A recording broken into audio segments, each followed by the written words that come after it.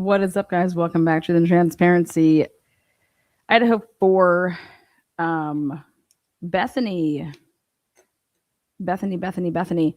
We're also going to talk a little bit about Xana Gardner at the end with Jose Baez and Diane Ashe. Jared's case.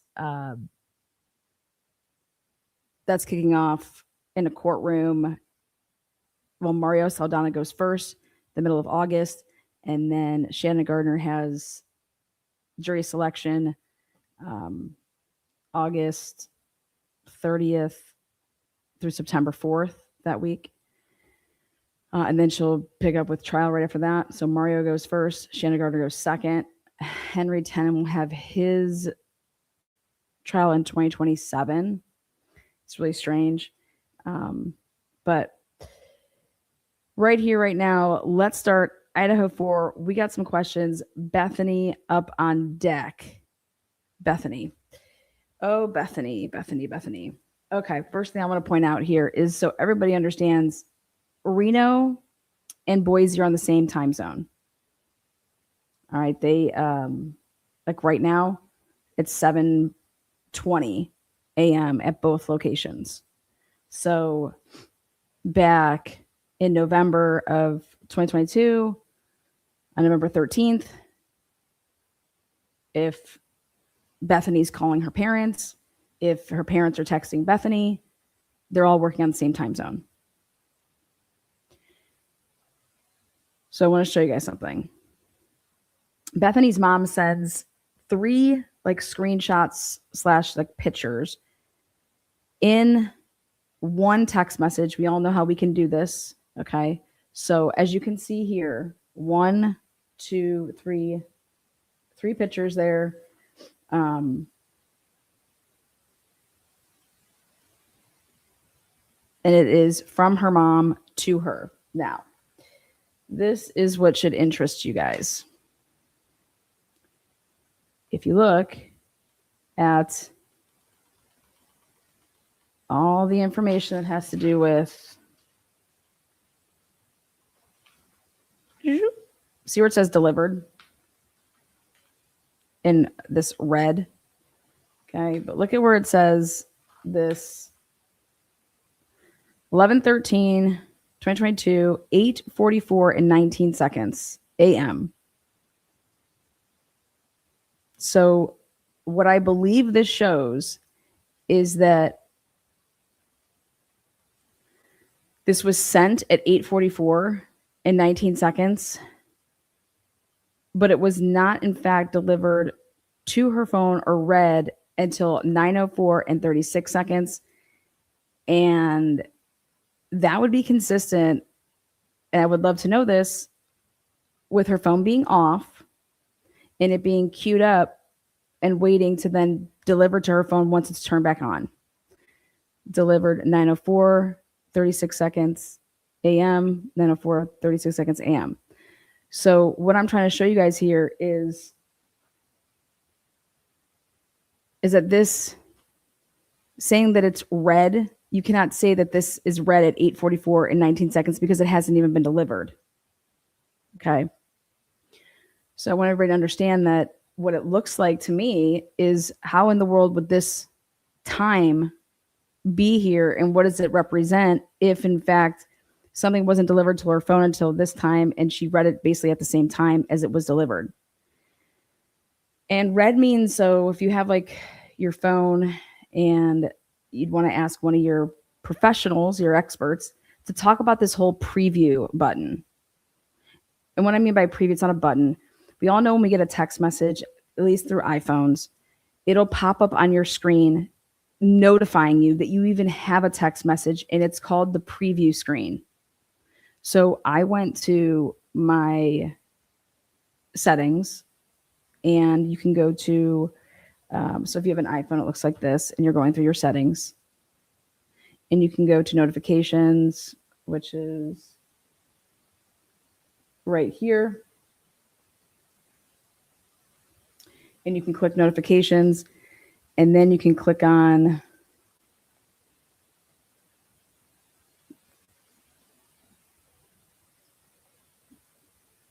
your messages.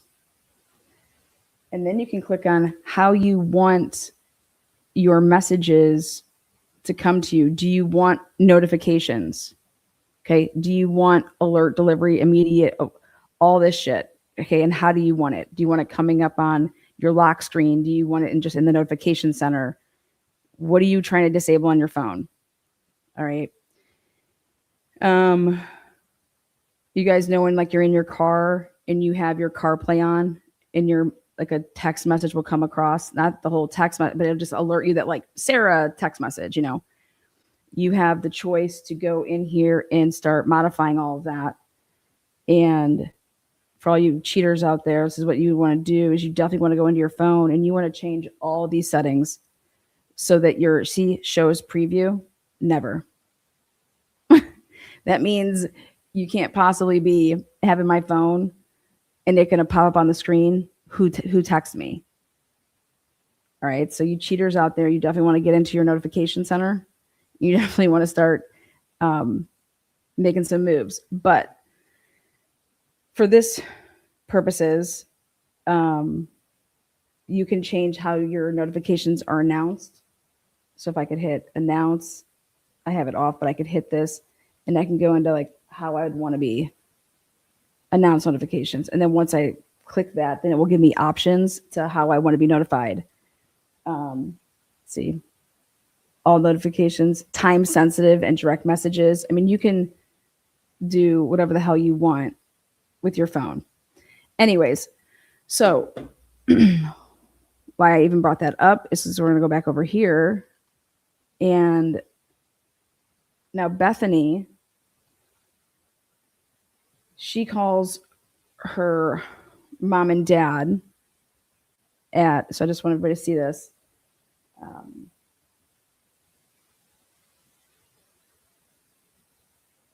7:30 and 8. And then finally, they talk or whatever. And then basically in 30 minutes will go by when her mom decides, in my opinion, how I would read this is at 8:44 a.m. this was sent and it was waiting. Okay, but the iPhone is registering that this was sent to her phone because how do you have the 8:44 timestamp that comes before 9 o'clock? Okay, and what it should look like is if you go to this, I'll highlight those.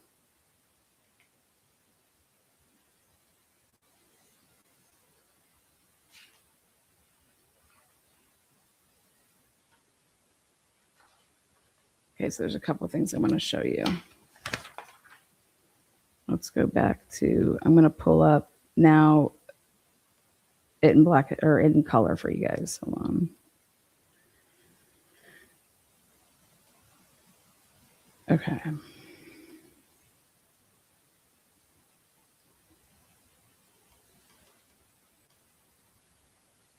All right. DM. Do you see how now she sent this? So we got to get one that's incoming. She sent that one.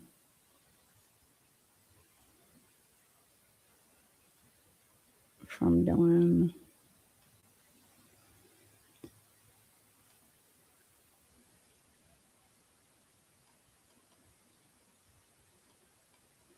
Okay. You can at least see it with this. 4:22 and 43 seconds. 4:22 and 43 seconds. Those are the same timestamp. Really important. Now we're going to go to Homegirls all the way down here.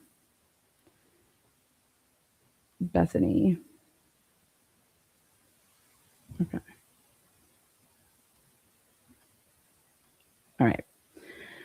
8 o'clock. That is means that it's 8 o'clock her time. She's calling this number to that's her home now. It's interesting that this doesn't have it's saying home like that. You see how the first one doesn't have home? I'm trying to make this as big as possible. Hold on. So I'd want to know why it doesn't have home underneath. It's the same number, 1671.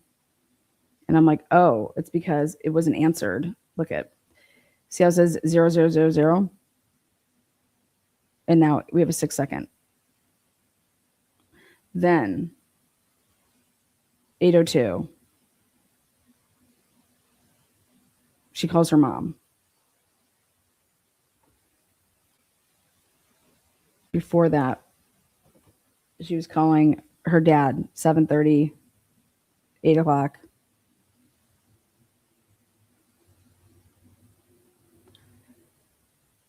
Her home number, but since it didn't answer, now when it did answer for 6 seconds, that's how it's registering home. Then I don't know if her mom was like, why are you calling me on the house line? Call my cell phone. I have no idea.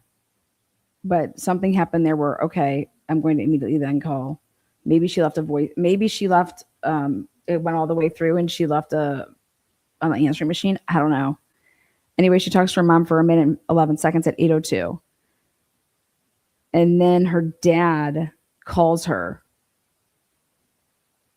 at 8:09 and it's for 2:41. Then 8:41, 8:41, 8:42. She takes pictures, 3 of them. And it starts with her timeline in her pictures. The IMG is 2390, 2391, 2392. Then, now, look at this. She was capturing these at 8:41, 8:41, 8:42. Then, this is where it's interesting.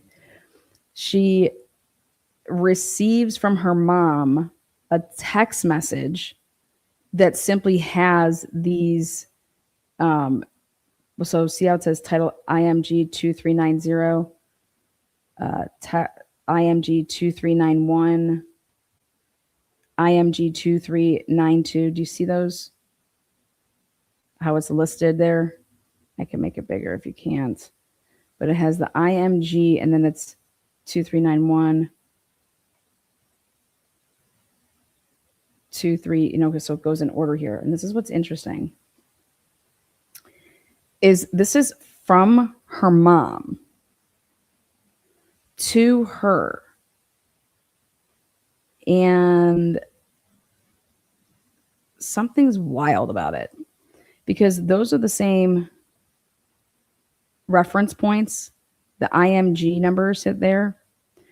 Those are the same pictures that she took, whether it was screenshots. When you take a screenshot on your phone, it assumes a roll. It assumes a number of a picture in your roll.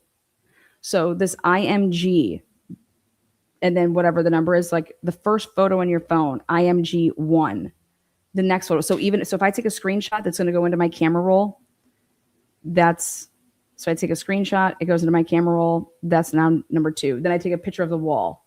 That's 3. Okay. Something that is interesting is that Bethany at 8:41 and 8:42 is what it appears to me is screen capturing. Like she searched something and she screen captured something and she screen captured 3 things. If I was to read an article and I was like, okay, screenshot, and then I'm going to send it to somebody like, hey, read this. And it just goes in order. So this whole thing about taking pictures, if you take a screenshot of something, you're not using your camera to take a picture. When you screenshot something, it then assumes a position in your phone and your camera roll. And it's really important to understand that. Because remember, it's always been thought that we thought Bethany went around and was taking pictures in the house. And the reason that I can point to this now is because the thing that's weird is that the same IMG number. So I'm going to go back up and show you that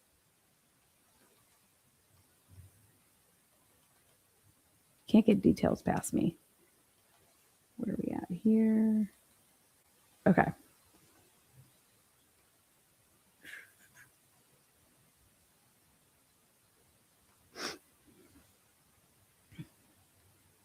right here.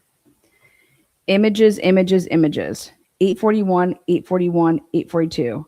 IMG 2390. Like that's when those are created. Those images that are of screenshots. Now, this is what's wild. If Bethany created these, how does her mom have them?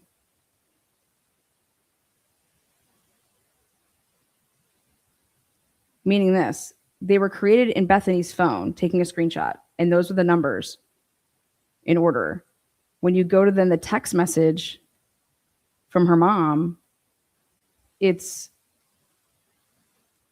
from her mom, from this number 9589 to the at yahoo.com.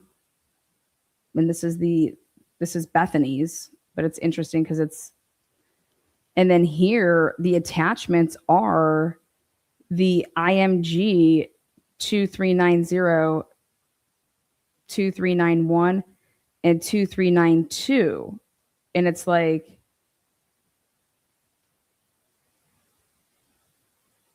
there's something wrong there.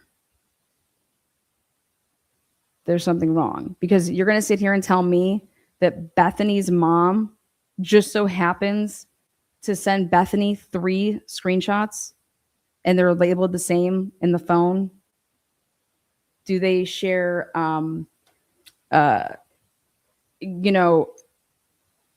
example, my phone, and this is what you can do. You can sync if you're using the same iCloud, if you're using the same Apple ID, rather. If I take a picture on this phone, I can make it so that it goes to another phone. I can make it so that my other phone, when a picture is taken on that or anything's done on that, as far as pictures and video recordings, they'll come up on my phone from another phone. So parents out there, you can do a lot of things. You can do lots of things if you want to, make sure that your children are staying in line. So, I think that it is wild that Bethany will take literally 3 screen grabs. See that capture time. Okay. And then at what it's saying is delivered. It looks like, I don't know if Bethany sent this also to herself. I don't know what device. I mean, these were pulled from her device. So it's whatever's on. You can't say, oh, that was on her Apple iPad. No. Unless Ann Taylor is mixing iPad stuff with phone stuff and she's taking from multiple devices to create this. Okay. It makes no sense that Bethany's mom would be sending Bethany, okay, these 3 screen grabs that she already has in her phone. Participants. So, I mean, and it's saying specifically that it's coming from her mom's. I'm going to go to me Madre 98. Let me make sure that that's the same number. 9589. 9589. Yep. And then this is, so 8:44 and 19 seconds. Like what that's when it was status red. Status red says 9:04 and 36 seconds. 9:04 and 36 seconds delivered. So where is your 8:44 and 19 seconds coming from? It was sent at 8:44 and 19 seconds, but it didn't get delivered to Bethany until 9:04, and she didn't read it until 9:04 and 36 seconds. Like, what the fuck? Dude, this makes no sense. Right here. None of it. It makes no sense. So this needs to be explained. I've went through thousands of these in my day, and this makes no sense. None. Because what it appears is that her mom is sending her. So unless like she has her mom's phone, I mean, I have no idea how this could.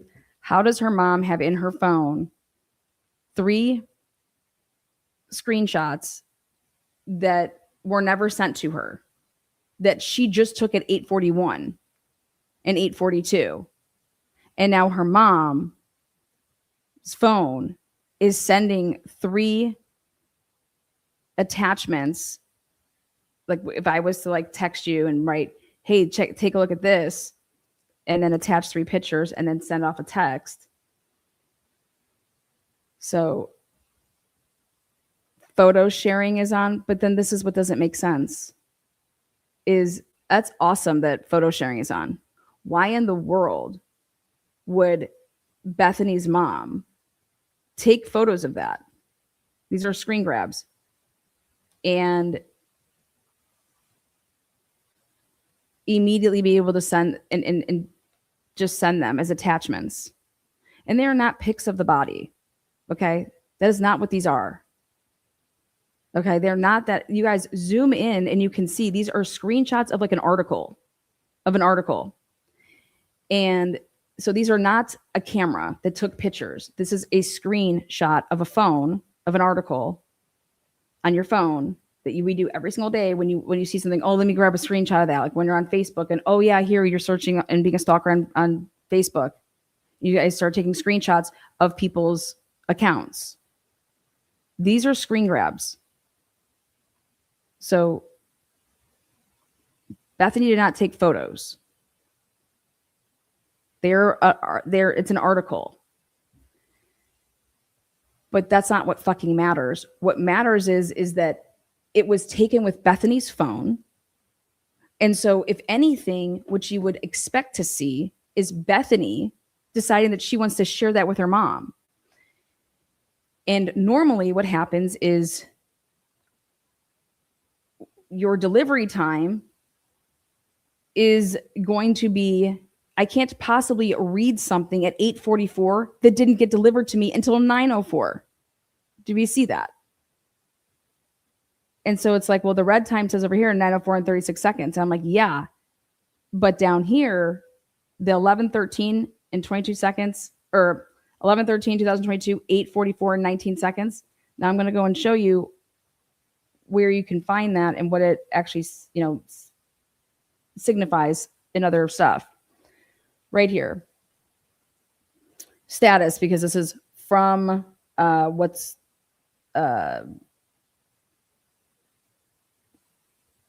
what it appears here is it's from Bethany to Xana. And she writes 1 sec, and we're going to get into this. And it says status, and it was sent. Well, it doesn't say delivered. Okay. But here, the sent, 11:51 and 7 seconds. I'll go back up to here. So I would love to know what kind of phone Xana has, or did she delete messages? Because her stuff all goes to, everything is green or blue. And then when we get to Xana, so that's blue. So from this number to this, and it's just like, wow. Participants. Wow. Makes no sense. But then we get into Xana McClure. Why is hers in gray? And so she says, you awake. And this is from Xana to Bethany.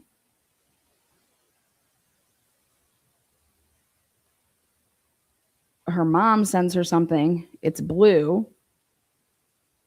And it has participants, delivered, read, all that shit, right? This is what we get. And the source extraction is logical. I want to know if this was deleted. Then she calls Jennifer 1 minute and 10 seconds. Now, after she says, are you awake? Or you awake? Then it's Bethany that calls her at 11:49 a minute and 10 seconds. So fast forward and you're looking at like 11:50 and some change that would be concluded, okay? Then this is what should just blow everybody's mind is why is she texting Jenna 1 sec? Okay, you just had a conversation with her for 1 minute and 10 seconds. It had been over at 11:50 and some change because since they're going off of her phone records like this, her carrier, it doesn't give you the exact seconds. So, but when she sends this text to Jenna, it's 11:51 and 7 seconds. 1 sec. She sent this though after she had the conversation with her.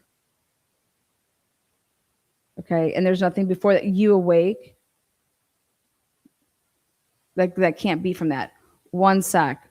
Then Jenna writes at 11:51 and 33 seconds. So after she says 1 sec. So Jenna would have seen that. Okay, 1 sec. Jenna doesn't wait for, Jenna just fucking fires off. Do you guys need me to come get you?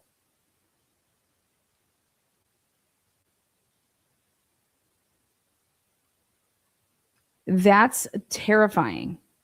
11:51 and 36 seconds. 11:51 and 33 seconds. You'd have to go then and see is what, who writes it? Who writes stuff in this order? If this is the only conversation that's being had, you'd be writing after 110 and whatever she told you. That's horrifying. Would be coming way before. I would think that's terrifying. Is, I mean, do you guys need me to come get you? Now, this is what should blow all of your guys' minds as far as like saying like that's terrifying. Well, let's continue to read, and it's like low key yes at 11:51 and 40 seconds. So you're just staring at your phone. I mean, being able to fire off these texts, 11:51 and 36 seconds. Sent. 11:51 and 40 seconds. Low key, yes. 11:51 and 47 seconds. I will. That means it being a lowercase, she wrote something else first and then backed it up. And then when she wrote the I, it was now lowercase. So she was she wrote something and then deleted it to write the I because otherwise it would have been capitalized. And then she didn't capitalize it. Then this, please, 11:51 and 52 seconds. I mean, look at this, you guys. These are people that aren't even like, I will. 5 seconds. So after you have to like open that, you get this text, you open it, then you immediately say, please. You don't say, she's like, I will. Okay, thanks. But wait, I thought nobody went up and saw anybody. So why are you asking Jenna to come get you if nobody has seen anybody? Right? Why are you afraid? Do you need a ride before Xana is discovered? This is all the evidence you need to know and see to know that Xana was already discovered.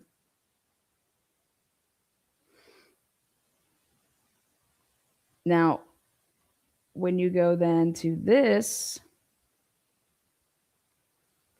again, we should be questioning why this is in gray. Then, please, so 11:51 and 52 seconds sent. That's what time it was sent. 11:53 and 53 seconds. So about a minute later, Emily is coming over with Hunter 2 to check it.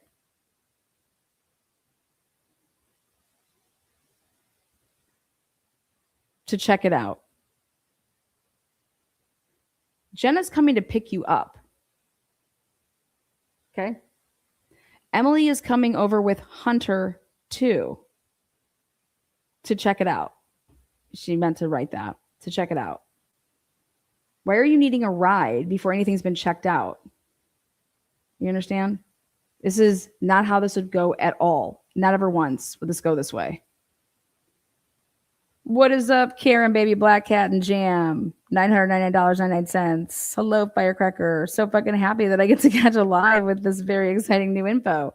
Hate being on the back burner, aka replay crew. Sending love. Yeah. Moto Man gives out 10 memberships. Thank you, buddy. Appreciate that. If you got If you got a green new name tag, him and Karen gave out 20, Black Hat and Jam gave out 20 new memberships. So 30 people, welcome to membership land. Marissa, is that Marissa? Lana, I would love you to peek at my mom's case. Oh, that's sad. So here we are. We have an issue, in my opinion. There's a fucking issue. All right. There's an issue. Jenna they talk for a minute and 10 seconds. Whatever was said in that minute and 10 seconds led her to write, that's terrifying, by the way. Okay. Then Emily is coming over with Hunter to check it out. That's at 11:53. Now you guys have to pay attention to this. This would mean what she's trying to signal here is that Emily and Hunter are not there yet. If you're going to text this, right? That means Emily and Hunter are not there. If we believe a normal person and how they would text.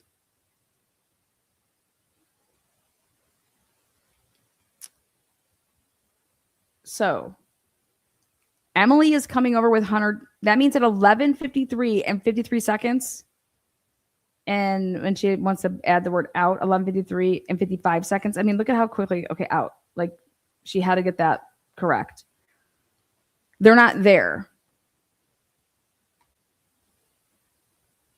Okay, I'm just gonna come too, because I'm scared for, she meant to say for y'all. I'm scared for y'all. That's at 11:54 and 57 seconds, which is a whole minute later.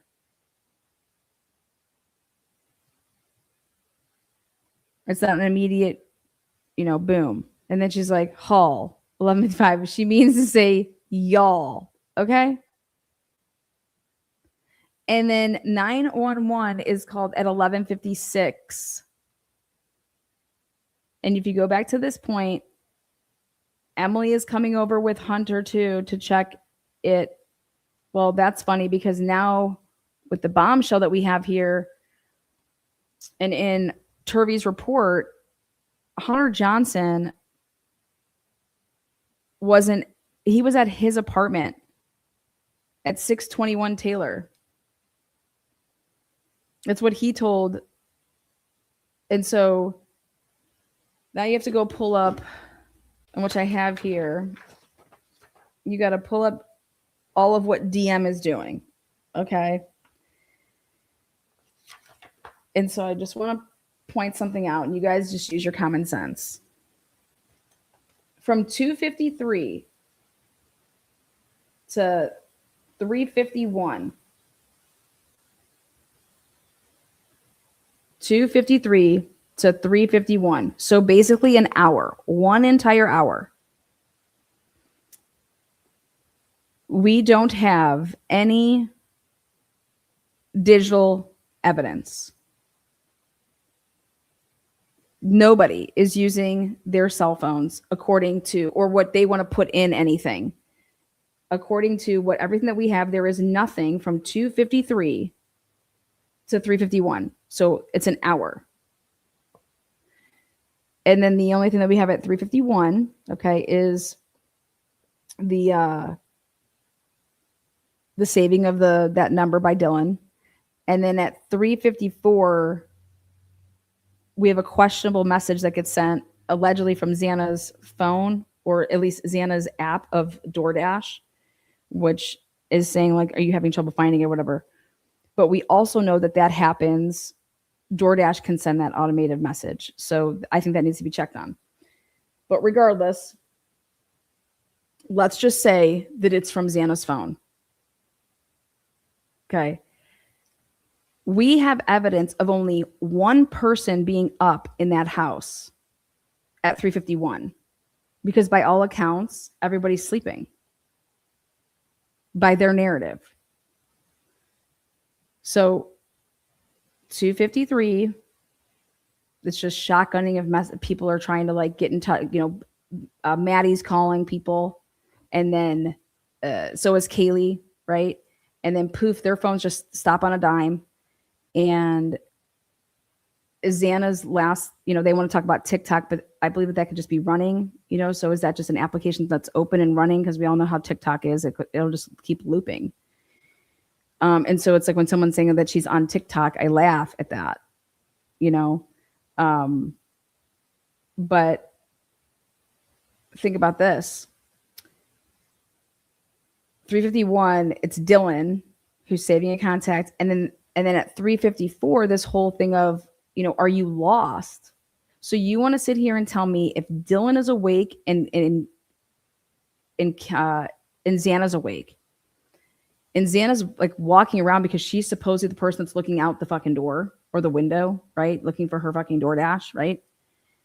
You're going to sit here and tell me Dylan's up hearing someone move around, and that person and that someone is Xana, and they don't ever have a conversation, and they live on the same floor and live within fucking just a couple yards from each other in that house on the same floor?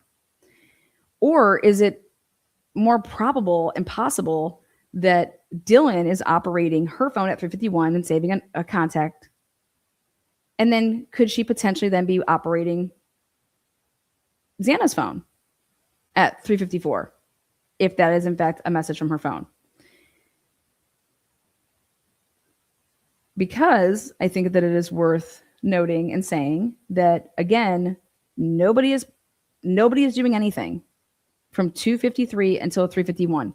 That's a whole hour. Then the only person that could potentially be doing anything, okay, is potentially Dylan. But more importantly, then nothing happens on Dylan's phone. She's not doing anything. And the first phone call or text message doesn't come from Dylan.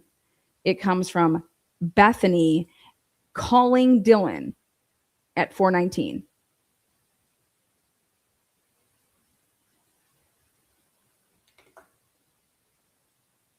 And so nobody what was going on for that entire hour? None of these people are using devices. Xana just ordered a DoorDash at 2:15, allegedly, supposedly. What would you be doing with your phone? You'd be checking on your DoorDash to see where the fuck they are, because DoorDash takes 30 to 40 minutes. I don't even care. Even if you're on a college campus, okay? No DoorDash that you order at 2:15 is coming to your fucking door at 4 o'clock. You would be irate. First of all, there's a potentiality that you would fall asleep before the food came. You know what I mean? So if you're going to sit here and tell me that Xana sent a message that she's so alert to write and say, are you having trouble finding the place? That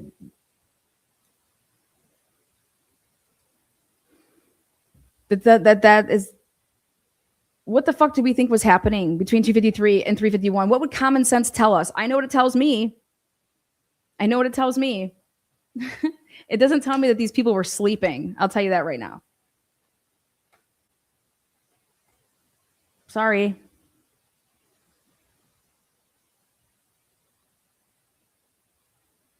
So then we come back over to this lovely, we're going to back it on up, and we're going to put something side by side, which is Dylan.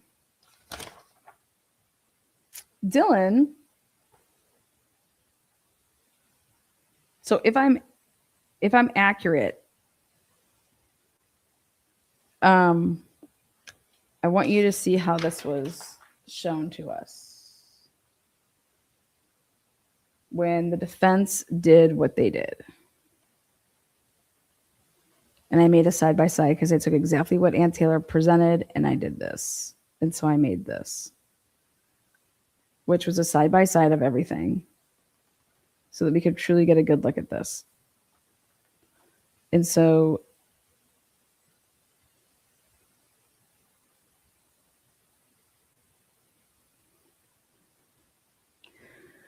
right here, the way that it was presented to us was that Dylan or Bethany's mom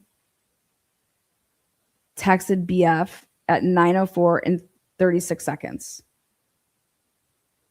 But somebody needs to take another look at that, what I just showed you guys. Also, these are no longer that she does not take photos.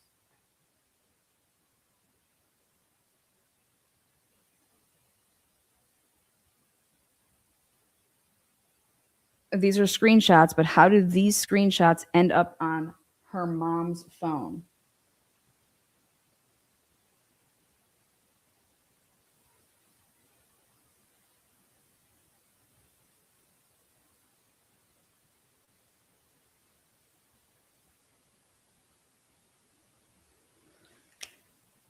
And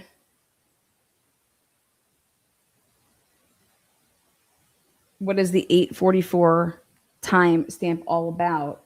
Because is it because after she does this, did she shut off her phone? Like, is it waiting in the queue to like come up? There's that has to be explained. Anyways, so then we have this gap. That means Bethany is not using her phone from what we were told by Ann Taylor. And she's like, this is not all inclusive, all this crap, blah, blah, blah. But it's no phone activity for 2.5 hours. 2.5 hours. And it's because, oh, she's sleeping, right? Okay. Well, Dylan, no phone activity from 6:30 to 8:05. Then she's on Instagram, allegedly on and off from 8:05 till 10.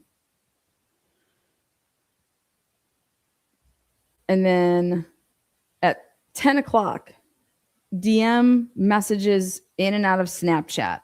And this, ladies and gentlemen, is where this begins.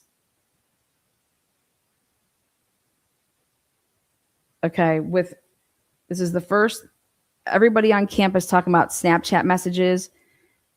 They have these groups, and they're group messages, just like you guys get in group messaging on fucking Facebook, and I tell you guys not to do that type of shit. No different. So DM is messaging, and she's in and out of Snapchat. Then DM is on on Instagram. DM is on Indeed. 10:04 to 10:23. DM messages in and out of Snapchat. And this is when Gucci Poochie is like, she knows, because at the time they do not have, when they talk to Dylan and they talk to Bethany, they have not gotten any returns back from any of these third parties to get the documentation, but they did have the downloaded, whatever they were able to do with the logical extraction. They didn't do a full file. And Gooch points out, because she went to the timeline and she's able to note that Dylan stopped using text messages and she was just in and using Snapchat or Instagram. Like, she was using like an app to communicate. And she asks DM why she did that. Because what it would look like is that you stopped utilizing, that you had some knowledge about what you were doing. And so therefore it's like, hey, let me get out of texting and let me go through snaps. And that's when she's like, there are certain people that are saying, well, no, that's just how I communicate with these people, because I don't have their phone numbers. I can only communicate with certain people this way because I don't have their cell phone number. Okay. I think that should be looked at. I think we should know if people's numbers were saved in people's phones and when they were, and if they were. But now this is where the timing is interesting, because we're going to go back and see what time she actually texted Maddie and actually texted Kaylee. But now remember, here's JM. We're going back to what's her tits, Jenna McClure. Here is Bethany. Bethany has done absolutely nothing unless Ann Taylor is purposely leaving her shit out. Okay? Because, I mean, think about it. You don't want to play your hands, right? You don't want to play all your cards in your hands. So is there a potential that this is still not even all inclusive of what Bethany has done. But this was back in the day. This is what we were given. And now even more so when she wants to do the motion limine with the text messages. She wants these people not to be able to, no hearsay is in here, because why? Why are we allowing this? What the fuck is going on? This is all bullshit. And it is totally all bullshit. But is it true that Bethany, right? What is Bethany scared about? She wakes up. There's no phone activity for 2.5 hours. And then this JM texts Bethany, and we're able to see that. And I'm going to go to that one right now. And let's see what time that it's actually read, right? Because we have it 11:21 and 56 seconds. That's when JM texts Bethany. But now take a look at this. DM calls Xana. And so what we're going to do, because this is all the new stuff, we're going to go back over here and we're going to look at DM and we're going to see how she intervenes. And it's like she knew that if Bethany's sleeping, right? If she's down in Bethany's room, she can pretty much control Bethany. So I want to back up here and go back to DM shit. Okay. Yeah, okay, we're almost there.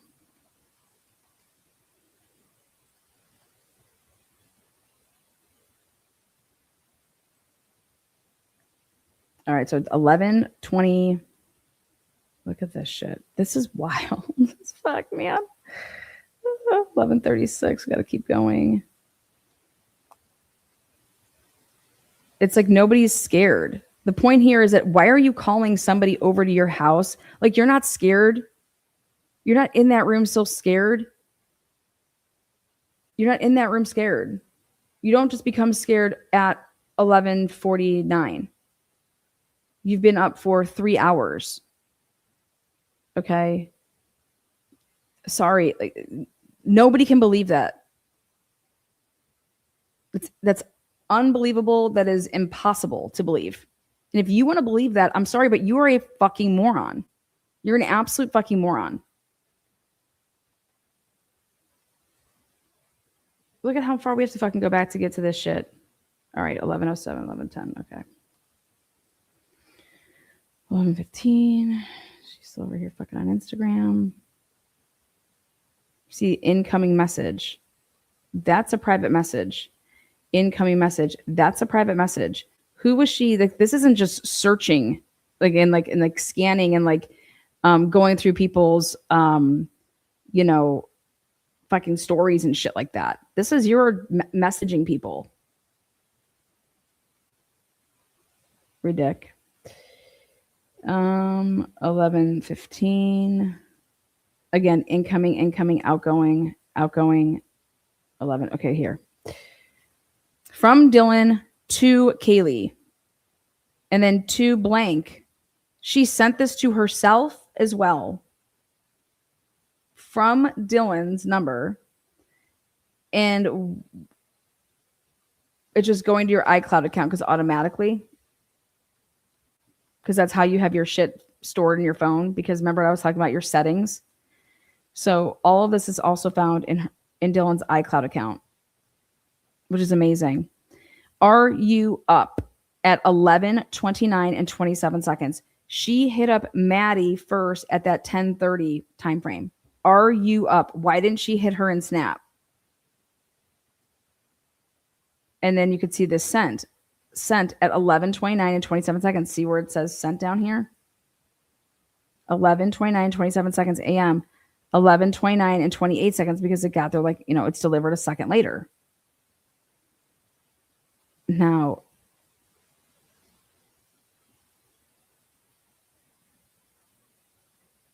this would be right after Jenna McClure texts at 11:21, JM text BF. 8 minutes later, she does that. Now, I want to know if any of these Instagram messages are between, what's her name? So here, right here, 11:17. So see this 11:17 to 11:29, there's a gap there. What was she doing from 11:17 to 11:29?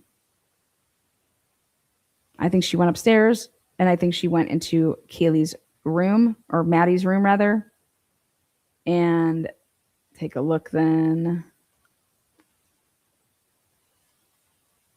Again, all of this is coming from the down, like from plugging in Dylan's phone.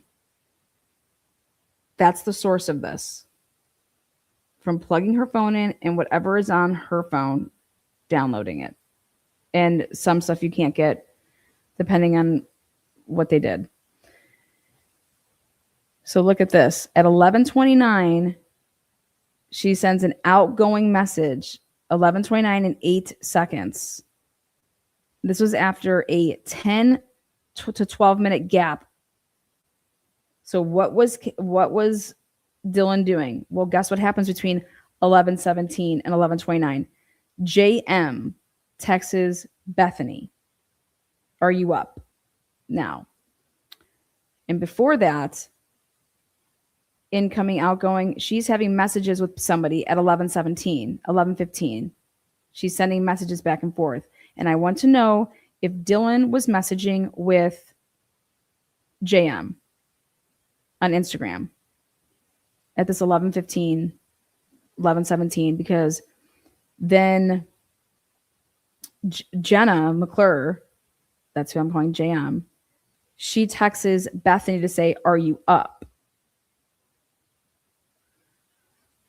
So, but there is a 12-minute gap of her not doing anything. Well, that's interesting because what is she doing? What does her data show? How many steps did she take? Did she go up any flights of stairs, right? And then after she gets back down, but I believe she sends an outgoing message to somebody at 11:29 in 8 seconds. Would love to know who that is, because 20 seconds after that, she fires off this to Kaylee. Then she goes back on her fucking app. 11:29 and 41 seconds. She's back on, getting an incoming message. It looks like it's Snap. Incoming. See that end time right here on the 11:30 and 7 seconds? Curious if she made a phone call on Insta. Then an outgoing message, incoming at 11:32. Who is she messaging with? Back and forth, back and forth, back and forth. Then she goes on Yik Yak. Then again, she's just fucking on, off. TikTok. Now she's on TikTok. The fuck are you on TikTok for? I'm so scared I'm on TikTok. Get the fuck out of here. Nobody buys that. And if you do, like I said, you are one dumb motherfucker. Who's scared and on TikTok? Tell me when that ever happens. So she accessed TikTok, and then she's still on TikTok.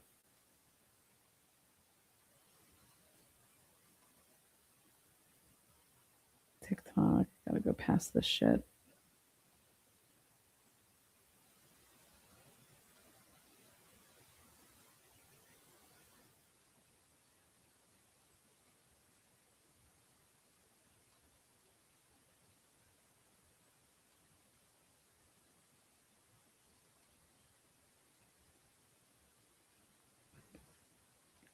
We're in that 11:48. Okay, 11:38 rather. Here it goes. Dad writes her, "Hey DM, when can I call you today and just chat? Does one work or is two better?"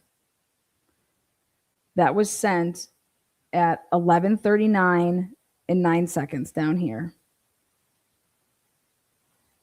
And so this is what you would use to show this is exactly what it looks like with Bethany and her mom. See how it's like before she actually reads it. So 11:39 and 17 seconds is when she read that. It doesn't give a delivered time though, but it gives, this is when I read it, but it was sent at 11:39 and 9 seconds. So 8 seconds after it's sent, she reads this. Okay. And so here with Bethany, Bethany was awake, or somebody read Bethany's mom's, text to her, but remember her mom is texting photos that Bethany screenshotted, which is just bizarre. And so then Dylan writes her dad 11:39 and 42 seconds. So 30 seconds later, 20 seconds later. And she sends it. 2 works better. At 11:40. Doesn't say a fucking word about what's going on, nothing. Okay. Oh, 2 works better.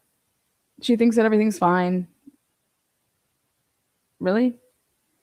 Okay, I'll call you at 2. Just 5-10 minutes. Want to catch up. He sends that at 11:40 in 14 seconds. Now, this is what everybody should really pay attention to. She does not view this. Reads it, okay? She does not view this until 1:04. Like it's a 1:04 and 21 seconds. What was Dylan doing from 11:40? I mean, I'm not even talking about just to she doesn't have to write her dad back, but she didn't even open it. That means she's doing something. Because she has her phone just attached to her, okay, a thing comes through, you click on it, you read it, okay? So what I think everybody should be interested in to know is that she does not look at this until after the vandal alert or right before it.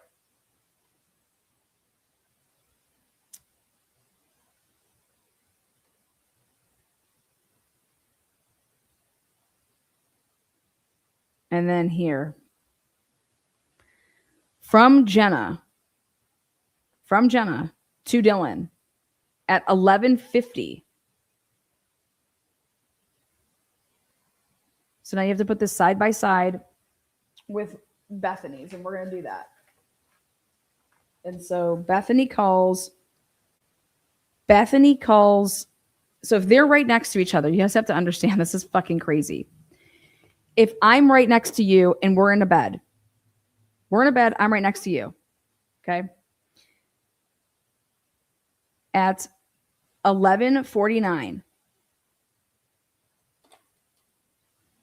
Bethany calls Xana at 11:49, and they talk for 1 minute and 10 seconds. 1 minute and 10 seconds. Were you not by? So this is what I think.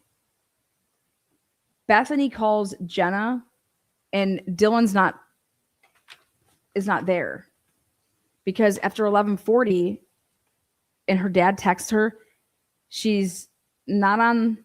What is she doing from 11:40 to 11:49? Basically, did she go upstairs, and is she exploring? As they, asked her, were you exploring? Well, because this is why people should ask the question. If Xana texts Dylan at 11:50 and 55 seconds, right? Well, that's interesting because she just got off the phone. That would be actually potentially during or right after she gets off the phone with Bethany, that Xana then texts Dylan and says, bro.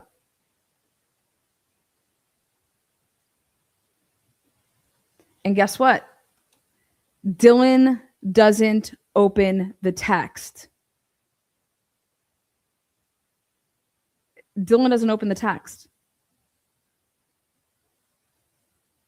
Now you have to go back and listen to Jenna McClure's interview. Remember they were talking about, when I was on the phone, I could hear Dylan talking in the background. What?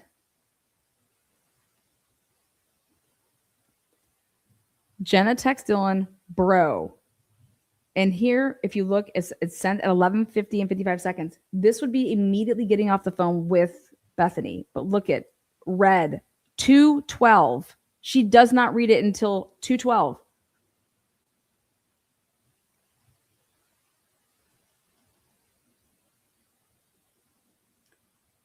You guys have to take a look at this.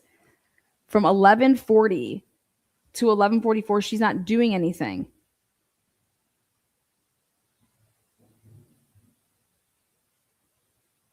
$11:39. Then we have 11:40. This is sent by her dad, but she doesn't look at it. So she doesn't look at the 11:40 text back, and then she at 11:50 she doesn't read the text from Jenna either until way after. So like, what the fuck is she doing? Then, but she has her phone with her because here she's on Instagram at 11:44 in 6 seconds, 11:45 in 44 seconds, Instagram. And now she could accidentally hit something. And I mean, I don't fucking know, but that doesn't seem to me that that's what's happening here. Start time, end time, start like getting on, getting off. I mean, what is she doing? But she's not going over like if she is in the room sitting right next to Bethany and does not leave, this is abnormal to me. But if you're off exploring, this is not abnormal to me because you aren't looking at your phone while you're like walking upstairs and going around and doing whatever it is that you're fucking doing. And Lana, is the times an hour ahead? No.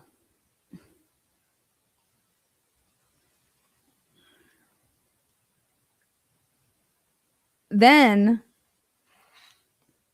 she doesn't read what Jenna is writing. Now, Jenna over here says, do you guys need me to come get you? That's at 11:51. But hang tight. Emily Allant is called on Snap or Facebook at 11:50 and 58 seconds for a minute and 48 seconds.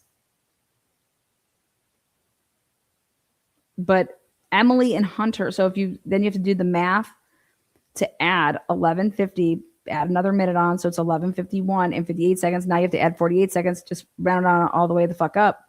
And you're at 11:53 when this is being basically done and over with, 11:53. And we have a 911 call. It's going to go at 11:56. But hang tight. If Hunter Johnson is not with Emily Allant because he's at his own apartment based on what he told a Warner, unless a Warner fucked it all up.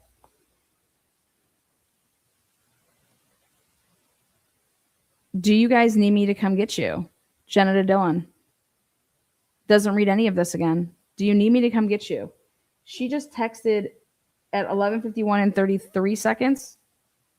So she texts Dylan first, but she never talks to Dylan. She actually talks to Bethany. Do you need me to come get you? 11:51 and 0 seconds. 0. And then at 11:51 and 33 seconds, Jenna texts, do you guys need me to come get you? She sends that same exact text to Bethany at 11:51 and 33 seconds.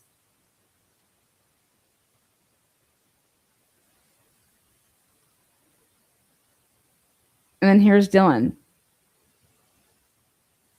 Not responding to anybody after she, I'm going to call Emily and I'm on Instagram, or my Instagram's just fucking doing something. And then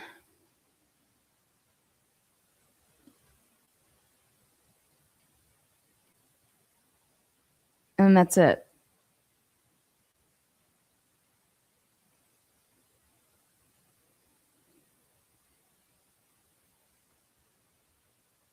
And I find it very odd that in this breakdown that Ann Taylor doesn't feel the need to show the health data of these two phones and what they're doing.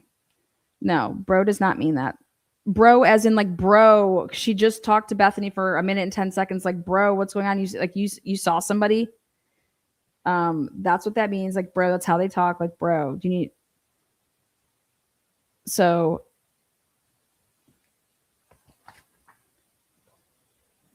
Now, I really strongly think that we need to start looking at what the gray means. Okay. The gray, the green, and the blue. If it means what I think it means, because everything before, you guys, was always only blue and green. Because she left, Ann Taylor is the she left off stuff, but here in this exhibit, she puts on that. So Maddie Mogan calls Bethany. 253. Doesn't answer. And then the 419. And so here's our options. Green is outgoing. Blue is incoming. You know, whatever, to, from, however, see how the blue is different from the green, and it's like a to and a from, Dylan. And then this could be just an unanswered, but it would still be like an outgoing. Or is this potentially with the gray? Was this deleted from the call log? Was it not on her phone? Like, did this have the little deletion?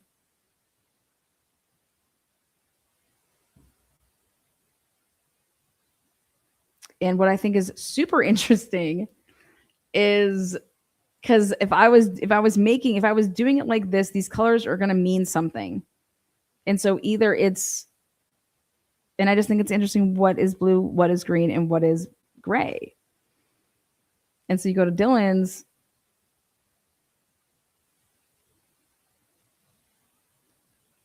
and let's see what's gray. Oh.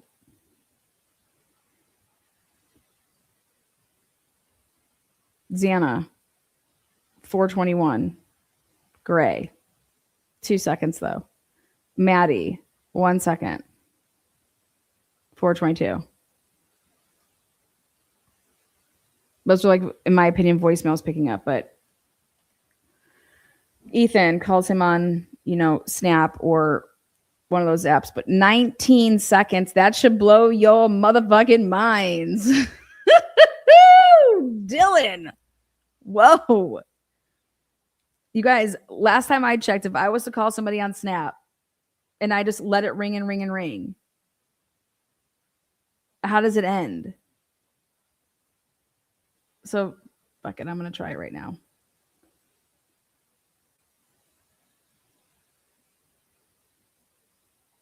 Let's see. I'm going to call. Let's see if I can do this. Let's see if I still know how to fucking work Snapchat.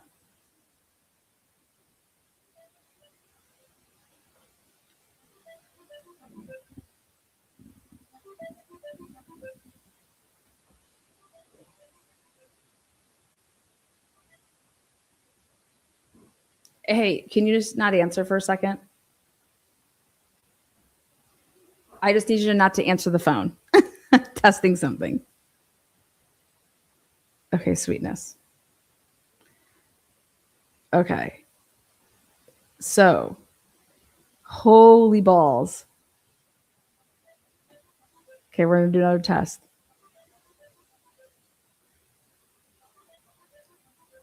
This was answered.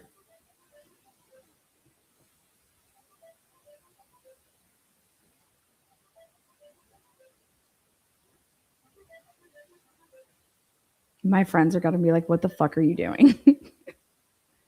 Okay. Holy shit. Oh my God, it was answered. Ah! Okay. So take a look at this. So we're over here just testing away. We're just testers out here. You guys, this Snapchat having a 19-second duration is absolutely wild. Okay. We are going to check, and I'm going to make some phone calls because I am not letting this go. The call that was answered, okay, what it looks like is it says here, I'll take a screenshot and then I'll print this bad bitch. Give me a second here. I'll print.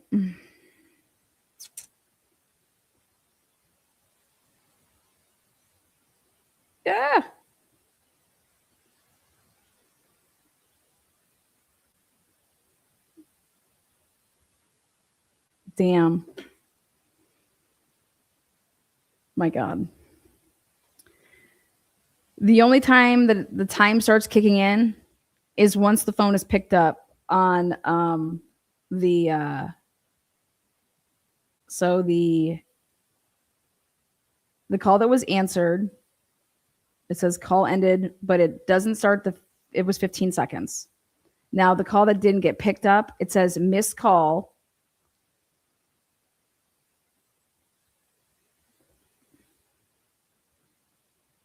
With no time. Let me take a look at this. Fuck.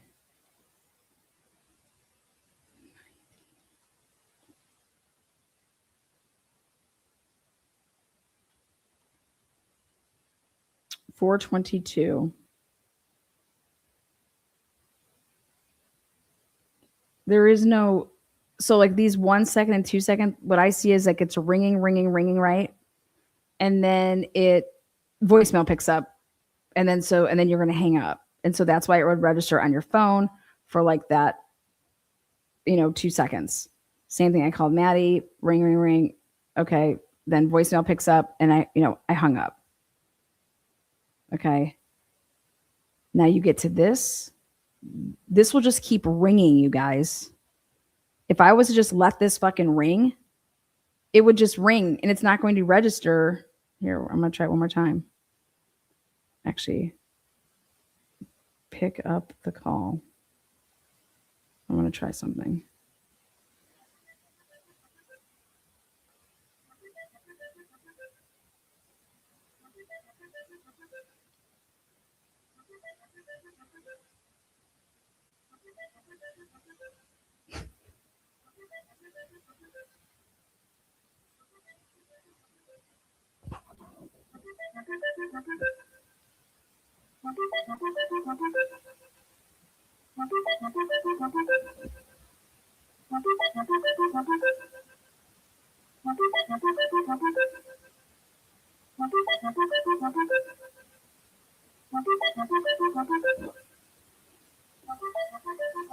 Holy fuck.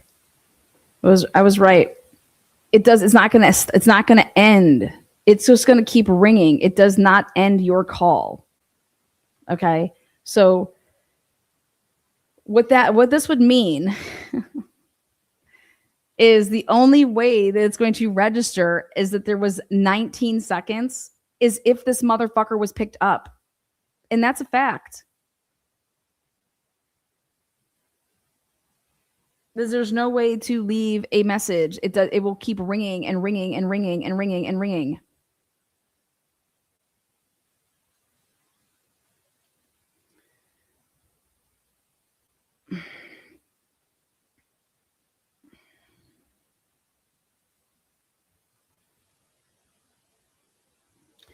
And the only other way to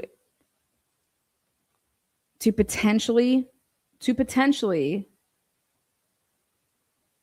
explain it a way that she just hung up after 19 seconds of not ringing would mean that you'd have to apply the same logic to Maddie's call and Xana's call, which would mean that she hung up after 2 seconds and she hung up Maddie's within 1 second, which is even fucking worse. So when you want to apply the logic of, okay, if it goes off of just how long her phone was in use, it is way fucking worse for Dylan Mortensen, because that means that you called Xana and called her so that you could say that you called for a second and then hung up. And then you called Maddie, called for 2 seconds and then hung up. Again, this is Dylan Mortensen's phone right here. This is Dylan Mortensen's. And if we go, remember, where is, wait, is this Dylan? Oh, no, is this Bethany? No, I'm sorry. This is Bethany's phone. Fucking A, worse. I'm sorry, I didn't mean to say, why did I say Dylan? It's Bethany's. This is Bethany's phone. Okay? Bethany's phone. So sorry. Fuck, what was I doing? It should say it on the fucking screen. So this is Bethany's phone. And so what that would mean is that Bethany, right here, right? Bethany phone activity, because here was BF phone activity.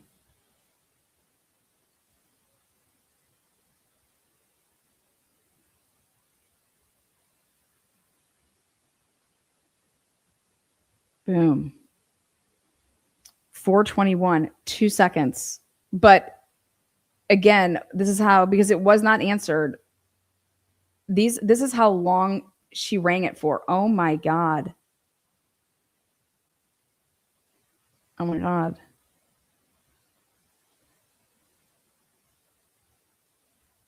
Because we have Xana's phone records.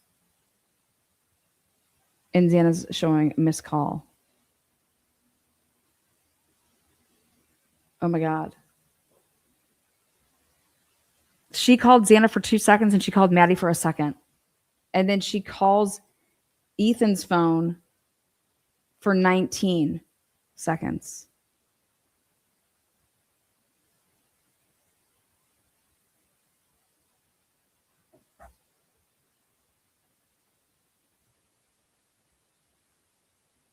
We need to see, you guys, in your call records, just so you guys know this. Oh my God. Oh my God.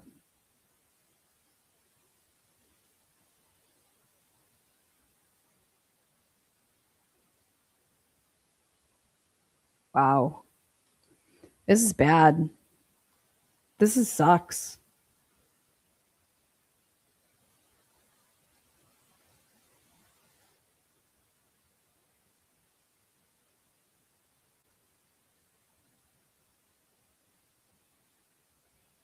$423, that snap. She sends a message on Snap. 423. Then she writes to Dylan, yeah, dude, what the fuck? Xana was wearing all black.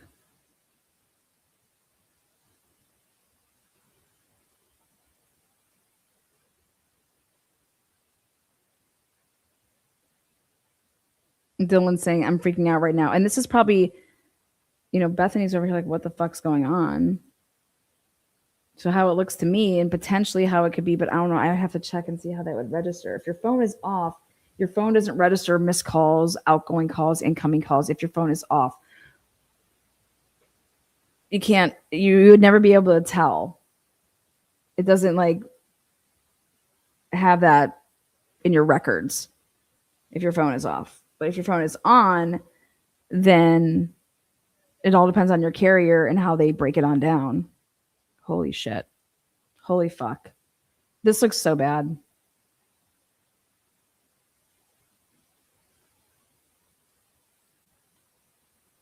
You'd need to, I bet you 2 experts would go at it, because I know like how you could sell this to the jury is to say, well, it looks like she called Xana for 2 seconds and hung up. It looks like she called Maddie for 1 second and hung up. And then she called Ethan for 19 seconds and then hung up the snap, because the snap's not going to, cut you off. And unless you're going to say that these 2 phones were off, meaning that so right away when you call somebody and it goes directly to voicemail because your phone is off, then who powered down Xana's phone and who powered down Maddie's phone? And then were they powered back on? Because remember, Maddie's phone was on. I want to know if people were powering these down. I was told that they didn't do certain things to these phones. We don't have all of Ethan's, and we don't have all of Bethany's. These people are crazy. Oh, fucking hey. And I think that everybody should ask themselves what the gray truly means. And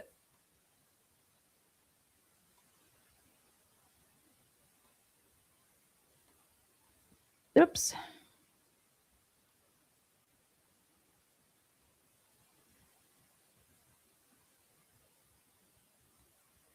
No, it's like ski mask. I'm freaking out. It's like ski mask. Like that doesn't even fucking. And then it just goes back to, guys, the bottom line is that Bethany calls Dylan, not the other way around, to kick all of this off. And so that's why Ann Taylor was like, what did you call Dylan for? Because if anything, just after 4 o'clock, this is what happened. You weren't making phone calls at 4 or 4:05 or 4:10 or 4:15. You did nothing, Dylan. You didn't do anything until after Bethany calls your phone is when you start fucking this shotgunning text messages. And what it just looks like to me is that Dylan is recalling things that happened earlier. And so she's telling her that, right? Because it couldn't have just happened right then and there, because you would have been the person that was kicking off the fucking messages because you're so scared. And if you go off of her timeline, when she starts to message and call Kaylee and Xana, and she's yelling out to them, if you look at those timestamps, you guys, when Dylan is saying that she's doing that, she's saying that that's before she sees the motherfucking dude.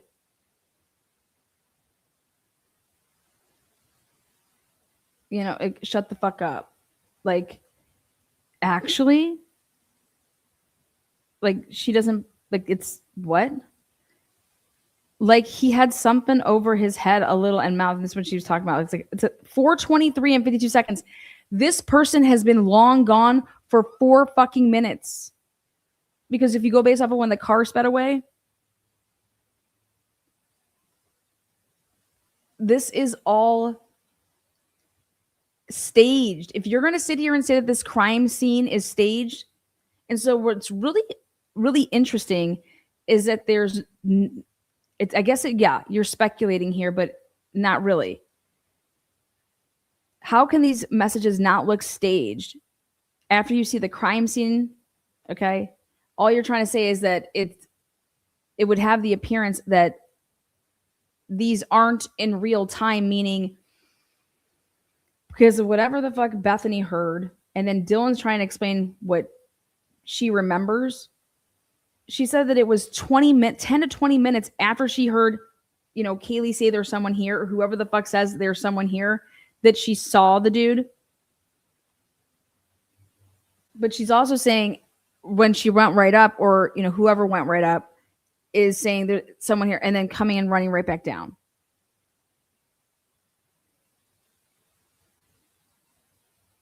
And I believe that that would have all been way earlier. Or none of it happened like that, right? Because all the phones go dead at 2:53. No one's doing anything from 2:53. Not even Ethan's phone's doing nothing. Xana's, no one's doing anything. And everyone's like, oh, because everybody was sleeping. What the fuck? These people got murdered. Why would you think that they were sleeping? Just go and show me their pattern of life when their phones, they just shotgun and call people, and then all of a sudden they, you know, their phones are not like searching the net before they go to bed. Everybody is searching the net before they go to bed. If they are phone, bring them to your bedroom, have them in your hands, and going to sleep people. And I will fucking like laugh if you think that that's not the case. If you are a phone person that brings your phone to bed with you and you put it next to your nightstand, okay, I guarantee you that you're not making a phone call and that that's your last movement of with your phone to put it right there before you go to bed. If you are 20 years old, 21, 22, 23, 24, and 25, you're definitely not a phone caller. Your eyes are all texting, okay? And so at 2:53, you're going to sit here and tell me that, and between 2:46, 2:53, what are the text messages that Kaylee puts out? Oh, wait, that's right. We don't have her fucking phone.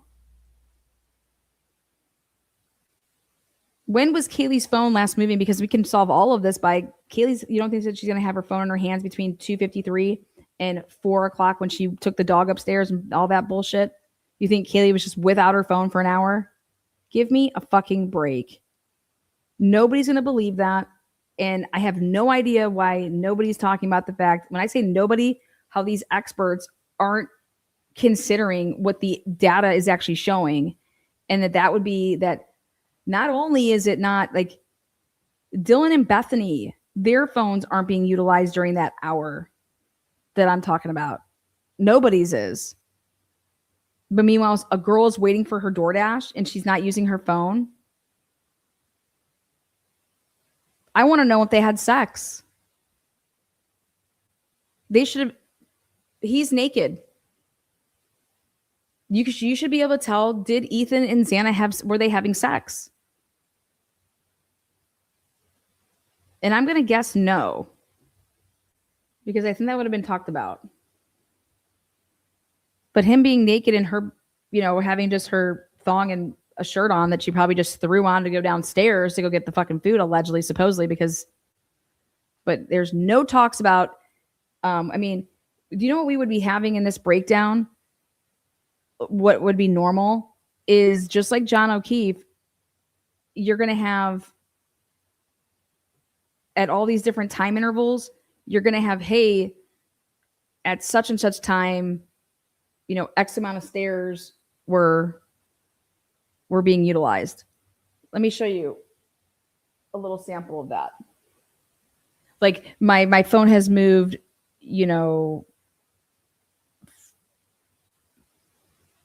79 meters, from this time to this time. Those would be in there. Where is that?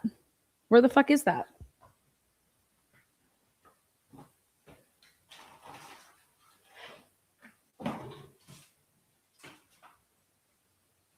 This is what it looks like. You're going to sit here and tell me that all of these people were able to manipulate their phone so nobody had health data running? This is what it looks like. This is Sheldon's. This is what would be in your timeline when you would put a timeline together. This is what the state.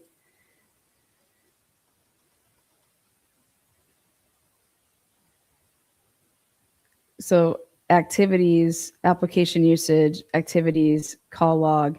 So you're putting it all in order, depending on where you grab it from. And then using Instagram, 7 minutes of activity, 0.1 miles, started at, 9:07 and 41 seconds. That was the end time. Steps, 35 steps, distance, 23.5 meters. And so when you're looking at someone's shit, this is what it looks like. Starting timestamp. Make this clearer.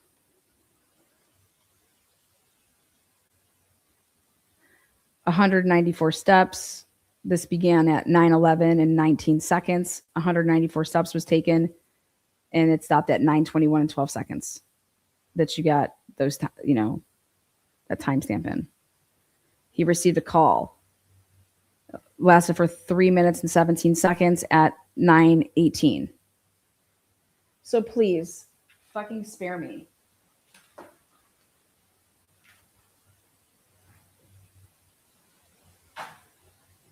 I'm not going to sit here and we're not dumb. So where is this being done? Remember I asked Chris this? I said, where's all the, if they did the extractions, are you going to sit here and tell me that where's the folder of the data, the health data folder for the cell phone? Where is this? And I know that it exists, guys, because I put in a public request for it. And they denied it, not because it didn't exist. They denied it because it was a privacy, that extra intrusion of privacy. Well, guess what? No, it's not. Because a cell phone, I'm not going after that person's health data. The cell phone data is not an intrusion of privacy. It's not that extra step of, beyond. No. This is evidence. And so this is ridiculous. And so I just don't understand how in nobody's report, except for Josiah Roloff's report, but guess what? In the updated one, and Taylor, if there is, because I believe that he would have been the one to do this. Josiah Roloff was Dan Moore's forensic expert, by the way, which I think is interesting. He's good. So he's the one that would be breaking this down. But his report is not supplemented with exhibits how these other ones are. And I'm just curious, maybe we just haven't got to that yet when they're just unleashing stuff. I'm going to put an email out to Josiah Roloff and ask him if he'd be willing to share his report. I mean, it's public, right? But somebody had to break down these cell phones. You don't understand. Like, that's your digital paper trail is fucking like DNA. You're going to sit here and tell me that these detectives were not interested in at all in Dylan Bethany and then the victims' goddamn movements, their cell phones movements that night. Like, and if they walked anywhere, if these phones were being walked by somebody, give me a fucking break. Yes, you would be. That is absolutely absurd. Absolutely absurd. And they didn't do it, is my understanding, is that they did not do it. But I'm over here like, it doesn't matter if they did it. The defense could go and do whatever they want. And guess what? You don't have to use it. Let's say that it's bad for you or something. You don't have to present anything. It's not like the defense is not held to the same standard as the prosecution. Meaning, whatever you find and you discover on your own, you do not have to then turn that over unless you are using it in court. Let's say that it fucking helps the damn prosecution. You do not have to turn over anything that you discover as a defense attorney, investigator. You don't do, that's not how this works. And so how they wouldn't do this and work on this on their own and see what it all lays out and come on. And if it's like, if those phones do not move, like I think they don't, from beginning at 2:53, hello. So everybody in that house happened to stop fucking moving at the same goddamn time. Are you all fucking high? Come on, man. Come on. This is fucking absurd. This is nuts. This is nuts. And then here's mainstream media. Brian Colbert. And then talking about something ridiculous. Let's talk about the evidence. Let's talk about the digital evidence. That's the biggest thing in murder cases. Like every case, where is the digital evidence? Look at John O'Keefe. Dude, Karen Reed, her vehicle is backing up, going 24 miles an hour. And then literally within just seconds, his phone never moves again.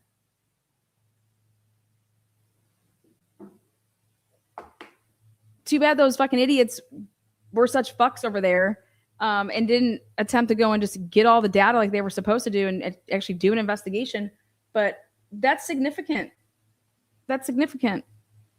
What are the odds, right? I mean, talk about what shitty ass fucking luck. I mean, what was Karen's? This is what I don't understand about people. Karen's car didn't hit John. Okay, great. That's what you can think. But I have a question for you. What the fuck was Karen's vehicle going backwards for 24 miles an hour? What was she doing? Who was in the car?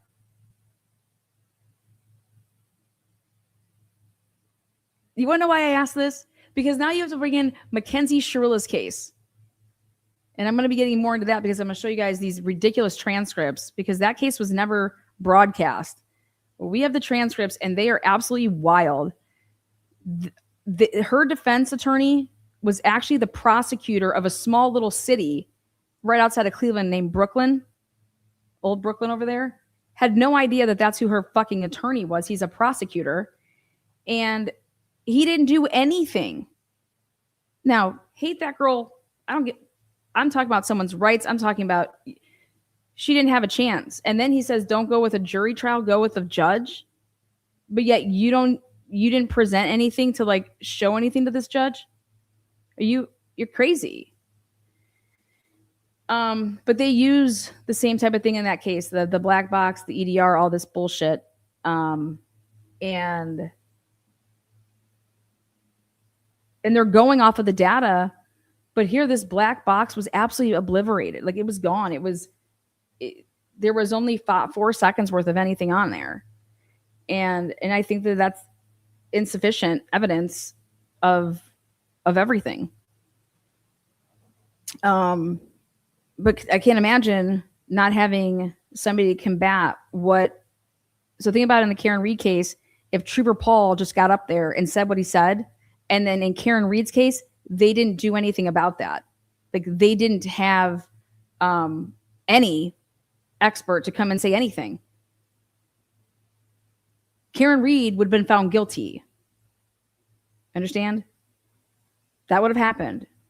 If Karen Reed does not have ARCA saying what they were saying, Karen Reed, in my opinion, there's a big potentiality that she'd have been found guilty. So it's wild to me. It's wild to me. But that this case, none of the digital evidence in our phones were used to corroborate any of these people's statements and what they said they didn't do or did do. And hey, it's the easiest thing. Like, let's take a look at their phones. Yeah, what do they show? When's the last time that Ethan's phone moved? When's the last time that Xana's phone moved? When's the last time that, throughout the night, what's Dylan's phone doing? What's Beth? I'm not talking about where it's at. I'm talking about steps. I am talking about just steps, flights of stairs. What are these phones' movements?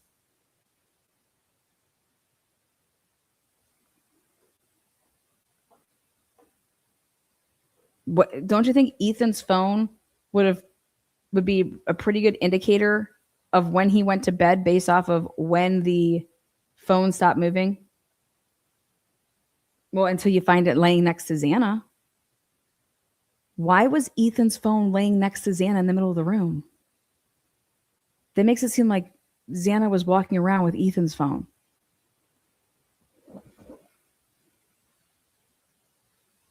Was Ethan's phone cracked at all? Did Ethan try to whip his phone at the person that's coming at him?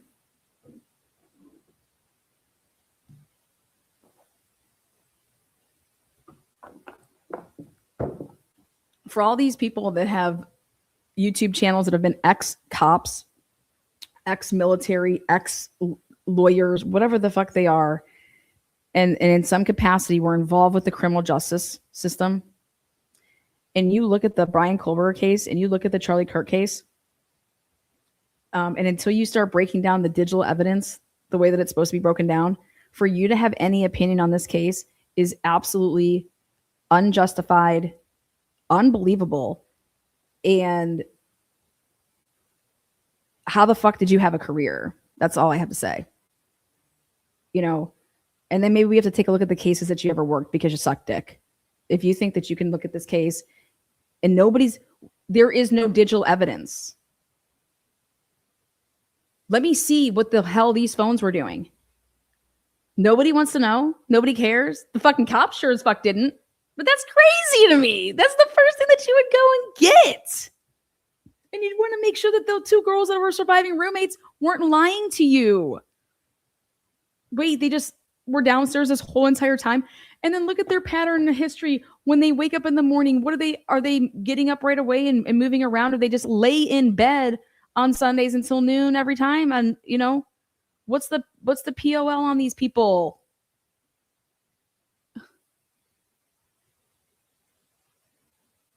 I provided a witness to the defense that saying that Snapchat was lit like a motherfucker.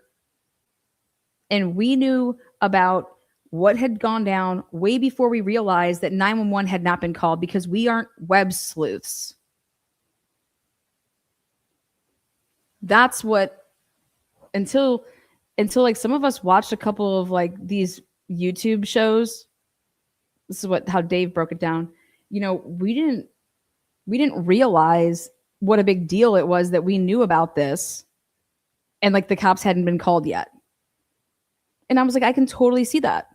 They're like, we didn't even know, like we didn't we're not over here looking at some timeline, like we're not. But when you break it down, it's like, yeah, that's a big problem. So then, this early 20s kid, right? And he specifically said that he wanted Kaylee's dad.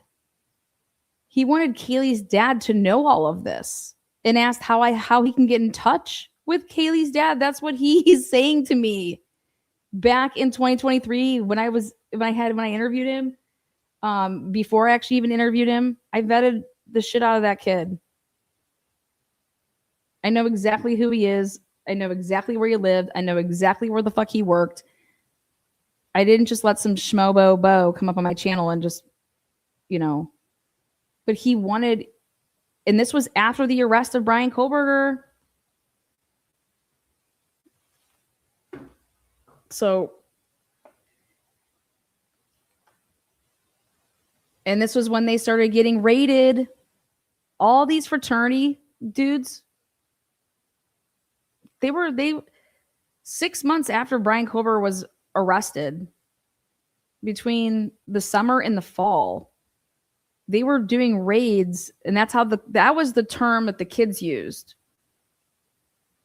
that they were being raided. And I'm like, what? I'm like, you need to go get yourself on a witness list. I was like, that's witness intimidation. You need to get put on a witness list immediately. Because what's happening here? That's crazy to me.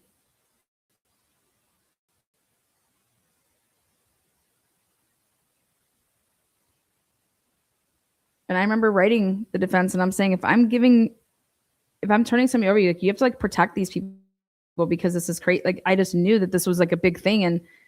And why would anybody want to get involved in something that you're going to have to deal with the cops for the rest of your life in that town?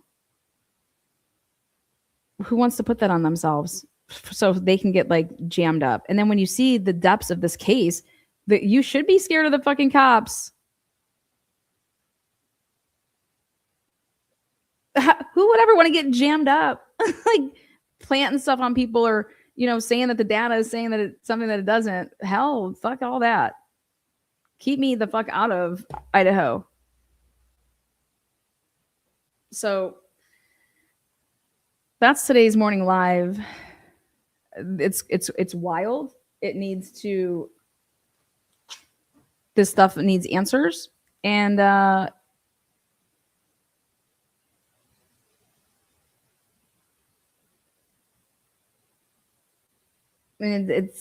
I think that some of it should be put on the defense, that we're not asking you to go out there and solve the case, but you want to be poking holes at all of this stuff and showing that the own investigators and their own investigation, they don't even know where people were when they were there, nothing.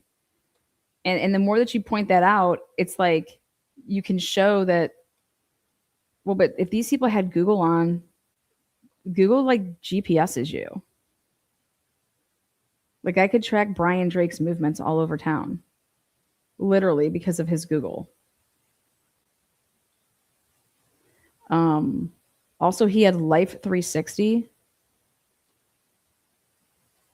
Get this. So did his wife, but they never asked for her Life 360. Jennifer Drake. Oh, I have a bombshell coming in the Jennifer Drake, Brian Drake, Dan Moore case. Like an absolute fucking explosion. It's only taken, well, next month it would be 3 years, 2023 to 2026. It's taken 3 years to get this huge piece of the puzzle.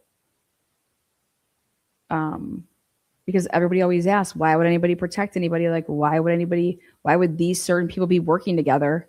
Oh, this fucking bombshell, this motherfucking bombshell, it stamps that. And I can't say it yet though, because I'm doing a couple things and they always watch me. And so I need to do a couple things until I get something that I need. So as soon as I get something that I need, I'll be announcing that. But they watch my channel. Boundary County, all these counties in Idaho watch everything I do. And I'm not going to tip them off. But what I have in the Jennifer Drake case with this, oh my God, this puppy just fell into my lap too. You know why? Because people actually watched my channel from Idaho, and they have been amazing sources out there. People actually doing the right thing and seeing something and saying something. So I just can't thank those people enough. They've been invaluable. They truly have been. You're gonna leave us on a cliffhanger. I don't mean to, but I want people to know that something is developing, and when I say developing, it's a big thing. But it won't be that long. I promise. It won't be that long.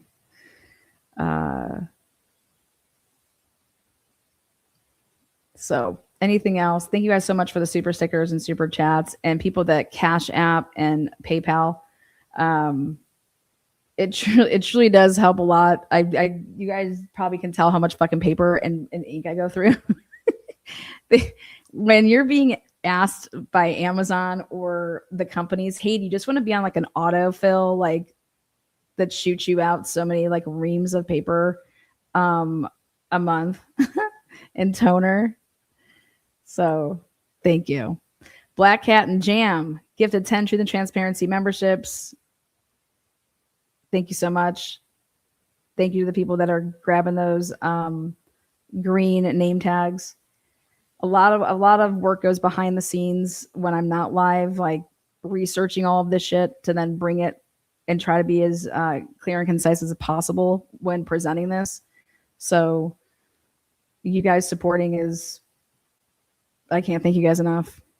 And we're able to like fucking dig in like my next, like my phone call here to Moscow, because now it's 9 there.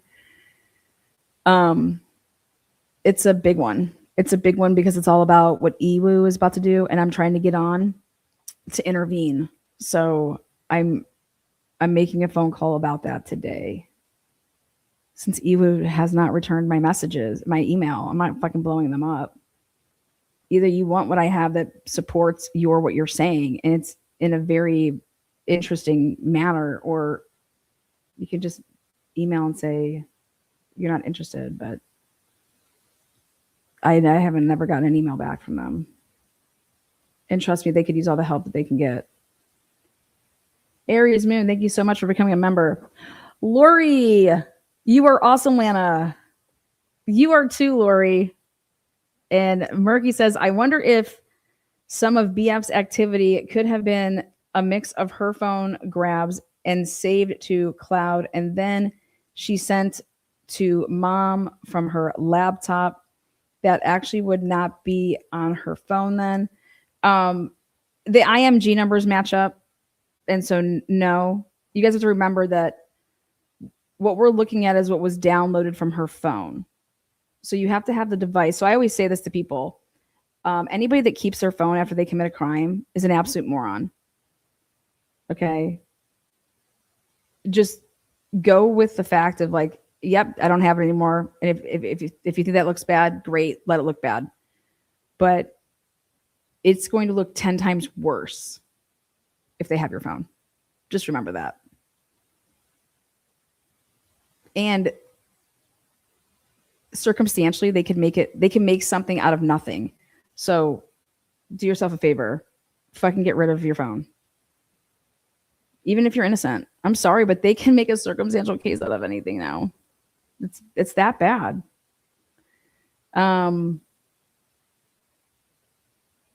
Hello, thank you for TNT. Member for 38 months. Thank you. S. Fincher? Is it Fincher? 38 months. SF. I think I always just say SF when I see you in chat. Tina, we have a Tina. What the fuck is up, Tina? Tina, do you love your name? because this is Tina with What the Fuck Translation Services, and we are here to bust it up. Tina, I love your name. Those of you guys that live in Florida, I'm coming there, and I'll announce just a couple days out to do a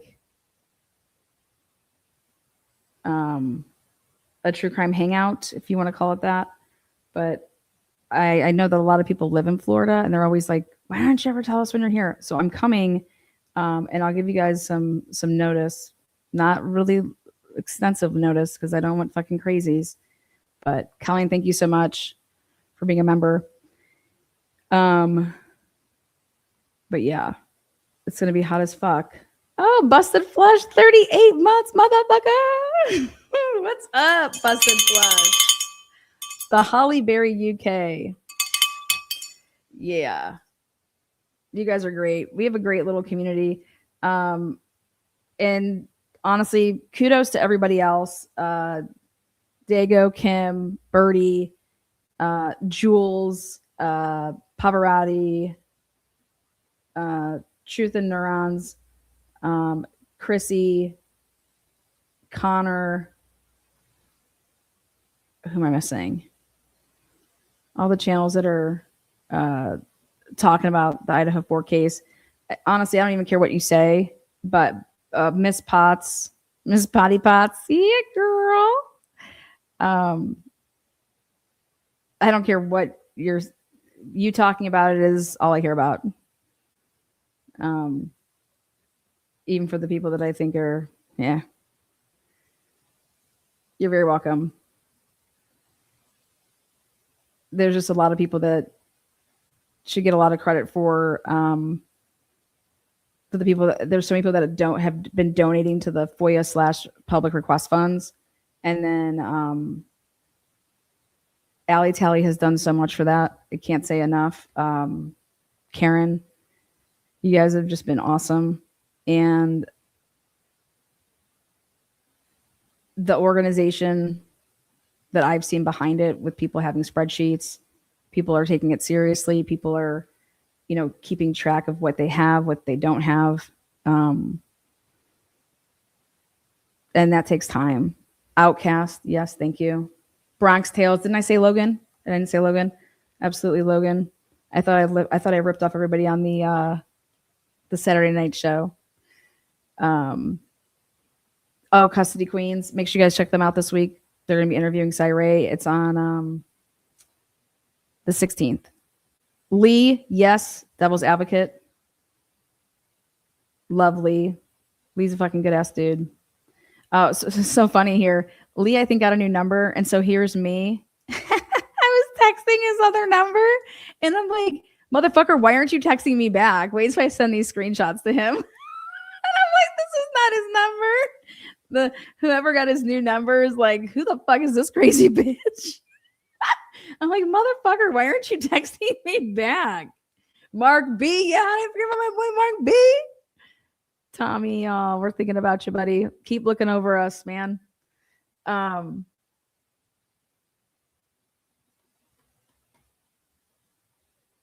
DB. Who else? I think if I'm leaving you out, it's not. It's me. Oh, we have to fucking say translucent. Hell yeah, translucent. Pretending to be Dylan's sister and shit. The fuck? Oh, love it. Yeah, I already said Connor. Oh, True Crime Design. I think she's gonna do another video here soon. Bubbly Moto, yes. Keep writing them all in. Lucy, yes, Lucy. Where was that one? Lucy.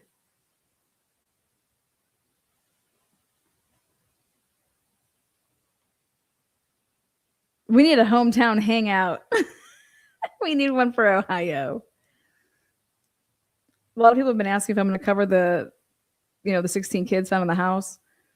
I was thinking about driving. It's not that far. I could probably get to the house in 45 minutes. You guys, I don't do kid cases. They're really hard for me. I'll probably be held in contempt if not, but those are just They're hard. So I'm curious on why they were ever sent there, the police, with that search warrant. It wasn't over some stupid, indecent, misdemeanor bullshit. So Ohio does not serve search warrants for misdemeanors. And you go to someone's home and you're just starting to fucking look through shit. So, Neek Speaks is back. There you go. We need a true crime con. You guys, they're doing a cruise. I think they've been doing it for a little bit. And I think it's coming up here. I want to say November. And then I thought about it. I'm like, dude, you're like trapped. Like, you're not getting away from any of your stalkers when you go on that. So be on the lookout.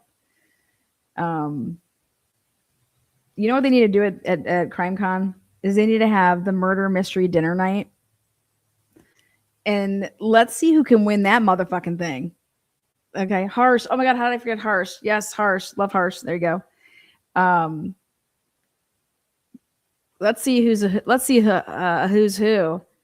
Get your little table with your little mods around it, and do a murder mystery. And let's see how these ex law enforcement people do. Oh, okay, sweet, awesome. I'm about to be done. Yeah. Or you can just go, but I'm gonna go to lunch. All I know is I'll put our team up here against anybody. Hell yeah. Wouldn't that be fun though?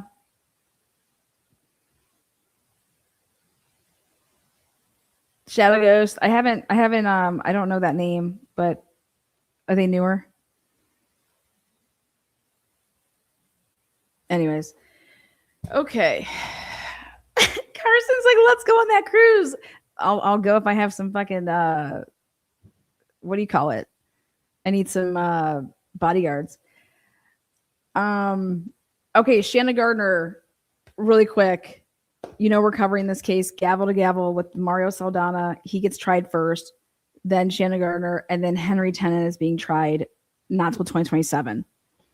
They are alleging that Henry Tennant is the shooter. You guys, Henry Tennant is not the shooter.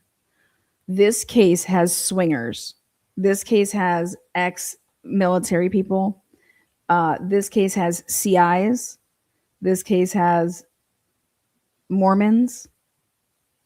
What the state's case is alleging is that basically the tire that was thrown in the middle of the road to get Jared Bridegan to basically stop so they could ambush and kill him, that the matching tire just winds up 6 months later. The matching tire that was in the road, not the one that was in the road, but the matching tire to it, just winds up on the lawn of Mario Saldana's rental property.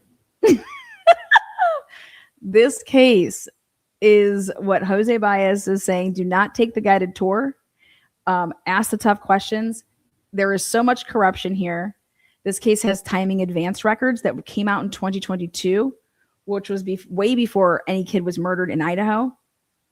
So they're able to get their hands on timing advance records, and they were well outside fucking 7 days. Okay. Cyray's book will tell you, if not his report, with those certain relationships, you're getting reports on timing advance all the way back 45 days. Okay. Willie's channel too. I have seen the sources that I have in the Xana Gardner case. They've sent me their subpoenas. They've been subpoenaed to testify at the trial. So I am in possession of those, and they've already sent out the subpoenas for both trials to let them know that you are, hey, these are the dates for this one, and these are the dates for this one, and we have you on our list. And they're from the fucking state. They're from the state. So I was like looking over these. I'm going to show one of them.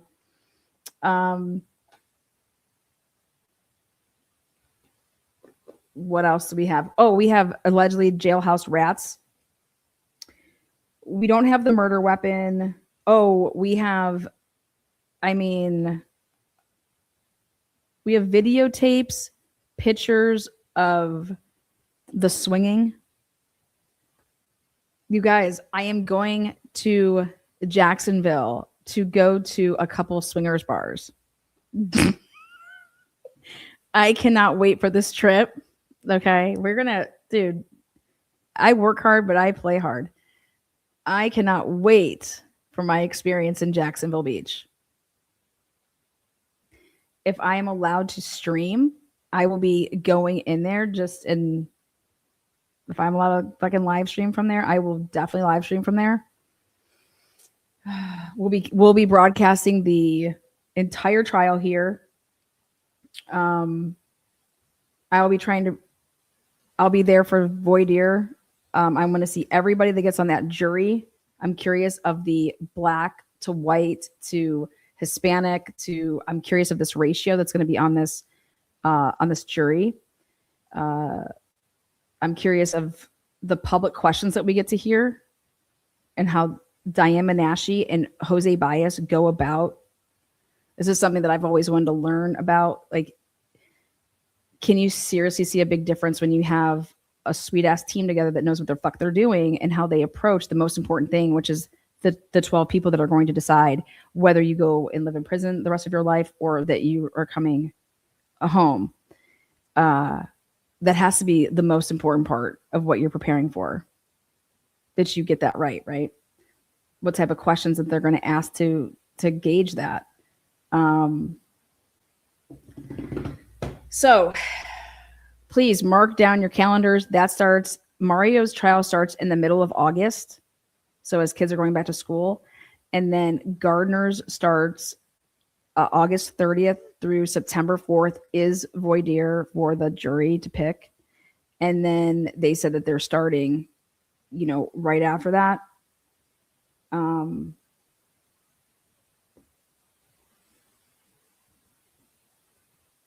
There is so much digital data that has been used in this case. And I think that we can all benefit from seeing it play out in a courtroom and asking ourselves, where was all of this in the Idaho4 case? They brought in the ATF to do all of this, just like kind of like they brought in like the FBI. So I'm curious. I'm so curious to see how this is going to play out, because there is literally no evidence against Xana Gardner. None. The evidence would be is that Xana Gardner was married to Mario, and Mario put all of this together, and Xana Gardner knew about it and like basically was about it. But their theory of the case is so whack that if they wouldn't have given people what I believe is immunity, I think that 2 people are getting immunity in this case. They would be considered co-conspirators. There are people that ambushed this man. And at least 3 people had to be involved physically there. And if Xana Gardner and Mario are at the home, Henry Tennant's only one person. So then you have this swinger dude, John Biggerstaff. And then you have this other guy that was Henry Tennant's roommate named Jeremy, but it's a white dude. Fucking a chatty Cathy, fucking idiot. But I have no idea. I think that Henry Tennant's truck was borrowed, but it wasn't borrowed by Mario. It was borrowed by somebody else, according to Henry Tennant. Henry Tennant is not testifying against anybody. He said that he gave false testimony. He went and got himself a new attorney. He's not the shooter. And so I cannot believe that his trial is not happening first. I just think the state's at a huge disadvantage here. And it really sucks for Jared and his family for justice. So, and also the Jacksonville Beach Police Department, Detective Johns and Detective Lamont, they're corrupt as fuck. And so it's going to come out. And then we get to see Kim Jensen and these funeral potatoes. Text messages from 2015 and 16 being admitted. about, this happened in 2022. However, you would be 7 years before the murder of your ex-husband, I just during a divorce is really prove that that's how it still was 7 years later. It's pretty interesting though.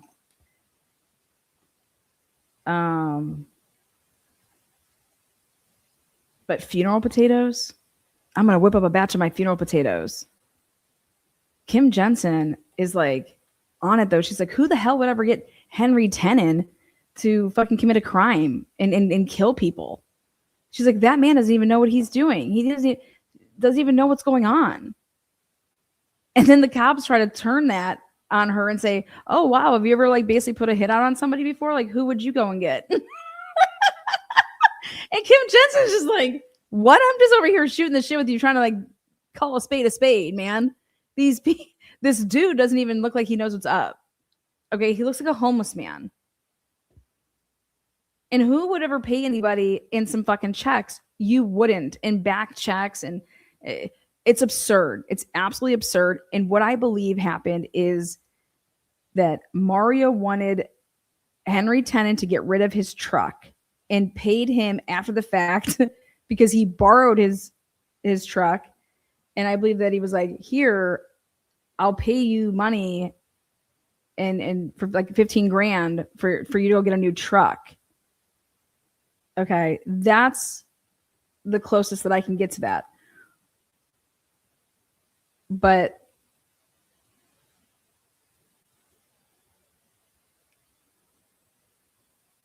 I don't see how Xana Gardner divorcing Mario Saldana and saying, hey, like, this isn't working out between us. I don't want anything to do with you anymore. We're going to go our separate ways. That was in January. And then guess what happens? Guess what Mario does? Mario then panics, in my opinion. And Xana Gardner has no idea this is happening. And then Mario panics and is like, okay, well, and then I think he got together with his swinger ass friends and a couple other people that were fucking idiots as well. Like, I don't know what, they're just idiots. And all of a sudden put together some plan to ambush and kill Jared right after he drops off the kids from a exchange. Like, what? That is the dumbest thing I've ever heard.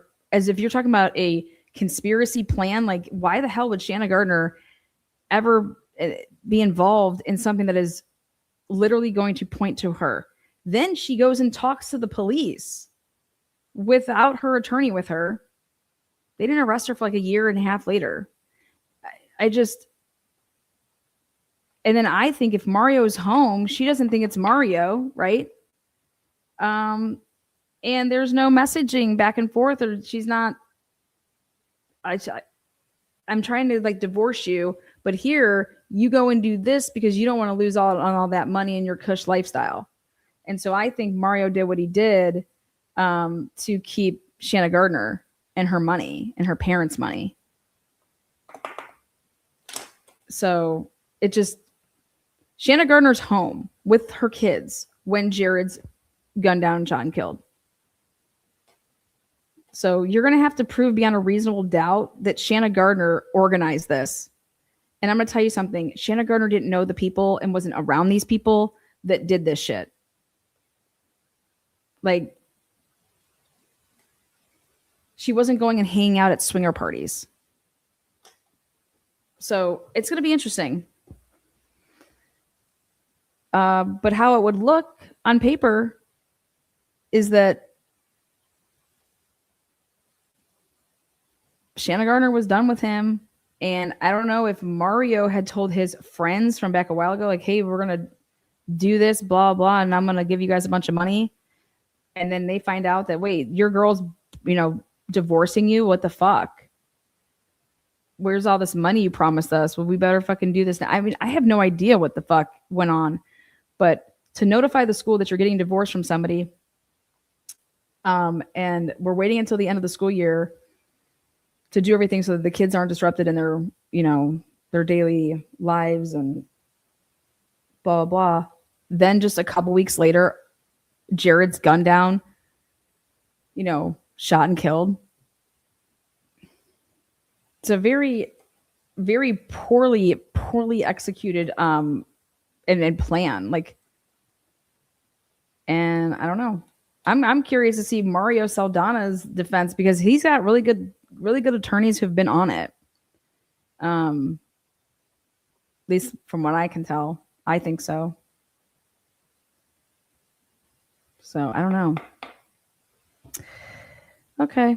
But I wanted to fill you guys in, but that's right around the corner. So mark down your dates. But this is definitely a trial you want to watch. Jose Baez is back in the courtroom. He has not been we have not seen Jose Baez work a courtroom since 2022. It's 2026. Let's fucking see. Diane Menashe is representing Xana Gardner, and Jose Baez is representing Xana Gardner. And I think that they're going to fucking blow the state out of the fucking water. I think that they are going to absolutely destroy Nelson's team because they did not build they didn't use Cyray's methodologies. Their fucking case is so structurally fucked that in turn, just because Xana Gardner was married once to Jared Bridegan, and just because she was married once, and I guess still married to Mario, that doesn't give you the right to go and arresting people. That is not the probable cause standard. Sorry. You actually need evidence. And Xana Gardner, there's just nothing against her. And yeah. So I'm excited to see Jose back in the courtroom, and I'm definitely excited to see Diane Menashe. I mean, do you guys know what her fucking track record is? She wins 91% of her trial cases. 91% win rate. Do you guys have any idea how fucking crazy that is? 91%? Diane, 91, girl. Taking them odds all day. You want to know why? Because she's one of the best when it comes to timelines and preparation. 91% win. That's insanity. But that's her trial win rate. All right, guys. We'll see you on the next one. Take care. Peace out.